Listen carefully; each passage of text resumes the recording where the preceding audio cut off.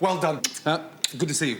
You're now going to make the most amazing hot chocolate soufflé. Teach the nation, yeah? Please don't fuck it up. Thank you. So I'm going to show you how to make the most indulgent, decadent hot chocolate soufflé. Take 200 ml of milk, add 20 grams of corn flour. When it's in a really yogurty texture, you know it's kind of ready. And there you go, it's nicely thickening up. Chop the chocolate. Don't skimp on it. It needs to be about 60 to 70% cocoa content because you need to taste the chocolate in this. Add 4 egg yolks.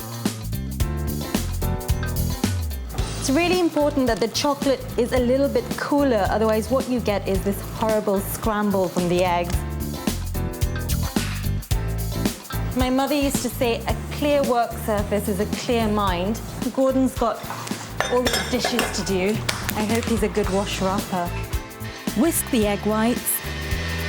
Slowly add 150 grams of caster sugar.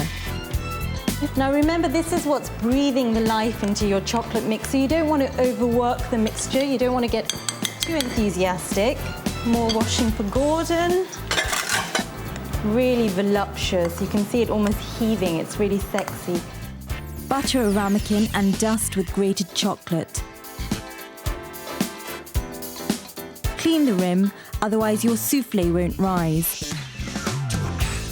So just leave it alone for 6 minutes, do whatever you want, have sex, read a newspaper, I don't know what you do in your 6 minutes. The perfect chocolate soufflé, done. Lovely. Lovely. Nice, nice, nice. I'm dying to get in there, you know that. Is it good? That. Absolutely delicious. Fantastic. Well done. Well, Really well Gordon, done. I've got one thing to say to you. Yes. Fuck off out of my kitchen, but only after you've done the washing up. You're telling me to fuck off out my own kitchen?